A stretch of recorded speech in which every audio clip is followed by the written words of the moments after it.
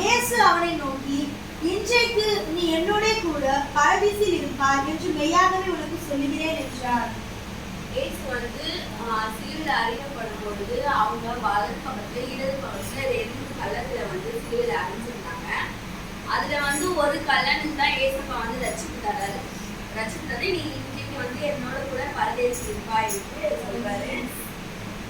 லூக்கா 23:39.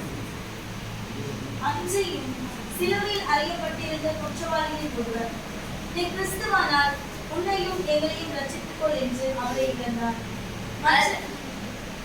2 பேர் வலது பக்கத்துல இடது பக்கத்துல சிலுவையில் அறைஞ்சாங்க. அதுல ஒருத்தர் இயேசுப்பா கேட்கிறாரு, நீங்க ரட்சிக்க தான் இந்த பூமியில வந்தீங்க, அப்போ உங்களையும் சிலுவையில் அறைஞ்சிட்டாங்களே, அப்போ உங்களையும் நீங்க ரட்சித்துக் கொள்ளுங்க, எங்களையும் எங்களை காப்பாற்றிக்கோங்க, ஜீவன் இயேசு தானே அப்படின்னு சொல்லிட்டு கேட்கிறாரு.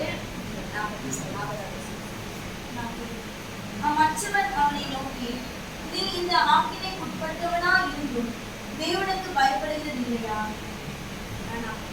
நாமோ நியாயப்படி தண்டிக்கப்படுகிறோம், நாம் நடப்பித்தவர்களுக்கு தக்க பலனை அடைகிறோம், இவரோ தகாதொன்றும் நடப்பிக்கவில்லையே என்று அவனை கடிந்து கொண்டு இயேசுவை நோக்கி, ஆண்டவரே, நீர் உம்முடைய ராஜ்யத்தில் வரும்போது அடியேனை நினைத்தருளும் என்றார்.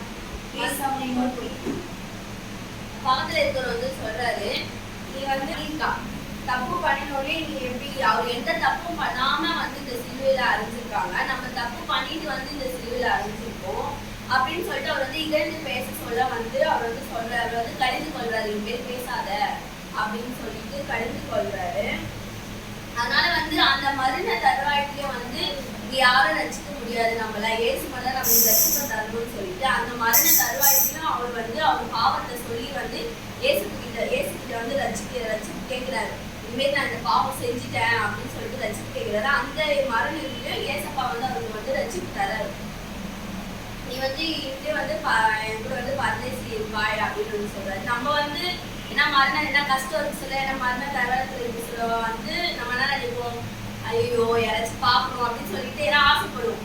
ஏன்னா பாவத்துல நம்ம யாருக்குமே சொல்ல மாட்டோம், நம்ம ஆசைப்படுவோம் இவங்களை பார்க்கணும் அப்படின்னு சொல்லிட்டு.